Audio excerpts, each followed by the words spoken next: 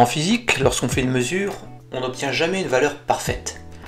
Chaque mesure est entachée d'erreurs, c'est dû à la qualité du matériel, aux soins apportés à la réalisation de la mesure, aux conditions dans lesquelles va se dérouler la mesure, etc.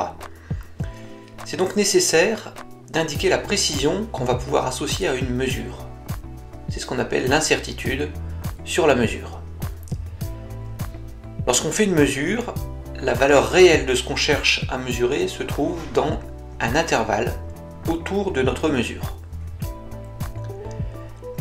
C'est cet intervalle qui est appelé delta M, l'incertitude sur la mesure. On présente donc le résultat d'une mesure en donnant la valeur mesurée, plus ou moins son incertitude, et ensuite on indique l'unité. M0 la valeur mesurée, delta M l'incertitude, et ensuite l'unité.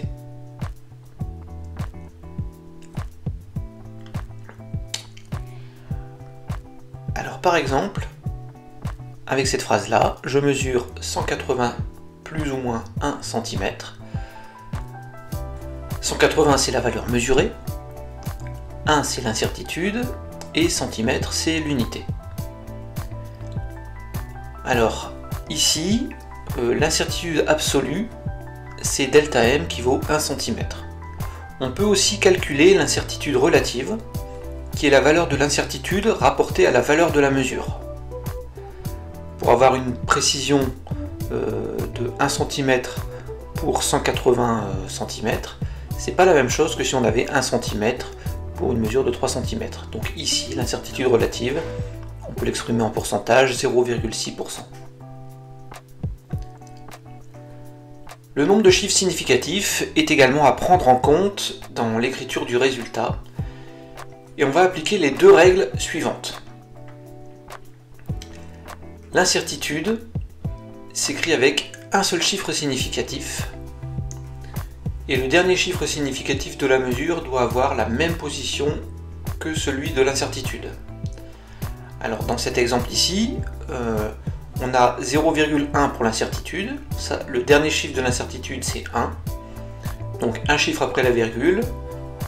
Pour la mesure, on doit s'aligner sur l'incertitude, donc on va garder aussi un chiffre après la virgule, donc on mettra 0,7. Si je prends ce deuxième exemple, ici l'incertitude, le dernier chiffre de l'incertitude c'est le 3, donc c'est le chiffre des centièmes. Ça veut dire que ici pour la mesure qui est donnée au millième, le 7 est en trop, donc on va devoir arrondir au centième. Donc on va arrondir à 1,09, comme ça on arrive au chiffre des centièmes comme pour l'incertitude. Pour déterminer l'incertitude, il y a plusieurs façons. Alors la première façon c'est de réaliser une série de mesures. C'est ce qu'on appelle l'incertitude de type A. Plus il y aura de mesures, plus la précision sera bonne. Si on procède à plusieurs mesures, les résultats vont se répartir suivant la dispersion suivante. On parle de courbe en cloche, on dit aussi courbe de Gauss. Et il y a un outil mathématique, statistique, qui va permettre de mesurer la dispersion des mesures. C'est ce qu'on appelle l'écart-type. On ne va pas entrer dans le détail du calcul de l'écart-type, c'est la calculatrice ou le tableur qui va travailler à notre place. Donc l'écart-type, on le note avec la lettre sigma. Et dans un intervalle sigma autour de la valeur moyenne des mesures, on va retrouver environ la moitié des mesures effectuées. Dans un intervalle de 2 sigma, c'est un peu plus, et puis dans un intervalle de 3 sigma, on aura quasiment la totalité des mesures effectuées. Lorsque les mesures sont très resserrées autour d'une valeur, l'écart-type sera faible, ça veut dire qu'on aura une bonne précision sur la mesure, et puis inversement, si les mesures sont très dispersées, l'écart-type sera fort, ça veut dire que la précision sur les mesures sera faible. Alors on va faire un exemple. On pèse un objet avec 10 balances différentes. Ça veut dire qu'on va avoir une série de 10 mesures proches mais pas rigoureusement identiques. Donc on a environ 7,4 grammes mais pas tout à fait la même chose pour chaque balance.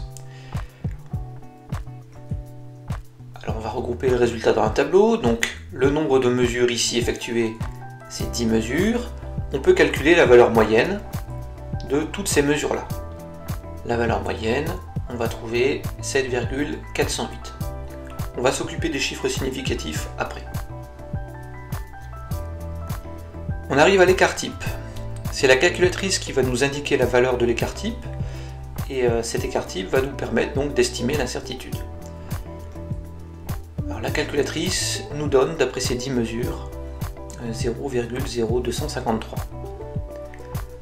On calcule ensuite l'incertitude type S, et là on vous donne la formule, c'est l'écart type divisé par racine de n. Donc comme il y a 10 mesures, on va diviser par racine de 10 et on trouve 0,0800. Dernière chose, on calcule l'incertitude sur la mesure. Donc cette incertitude sur la mesure, elle est donnée par la formule K fois S. K, c'est un coefficient qui va dépendre du nombre de mesures effectuées et la précision qu'on souhaite obtenir. Et la valeur de K, elle est donnée à part dans un tableau statistique. Dans ce tableau, on trouve le nombre de mesures et on nous propose deux intervalles de confiance, 95% ou 99%.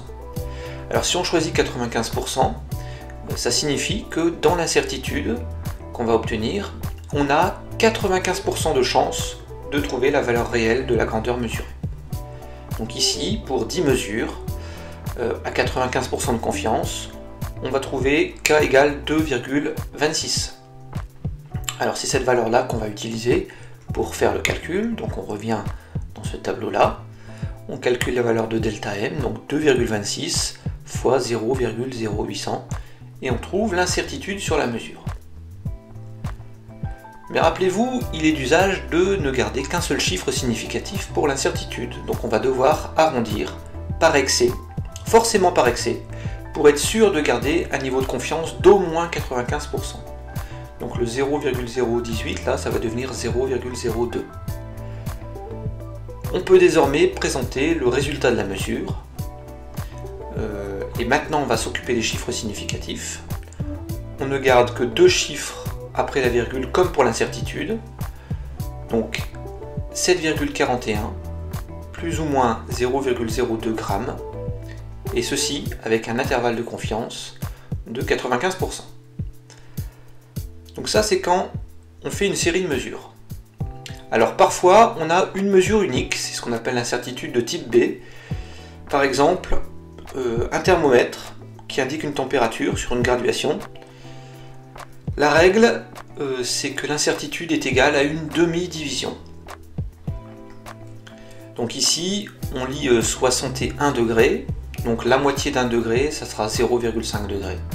On a une température comprise entre 60,5 et puis 61,5. Ou alors on peut noter comme ça, la température c'est 61,0 plus ou moins 0,5 degrés. Un autre exemple, si on mesure une longueur d'un objet avec une règle, alors ici la règle elle est graduée en millimètres, c'est marqué centimètres, hein, mais on a quand même des subdivisions en millimètres. Donc la moitié d'une demi-division, ça sera donc 0,5 mm. Mais quand vous mesurez un objet comme ça avec une règle, il y a un début et une fin. Donc on a l'incertitude qui s'applique au début de l'objet et l'incertitude qui s'applique à la fin de l'objet.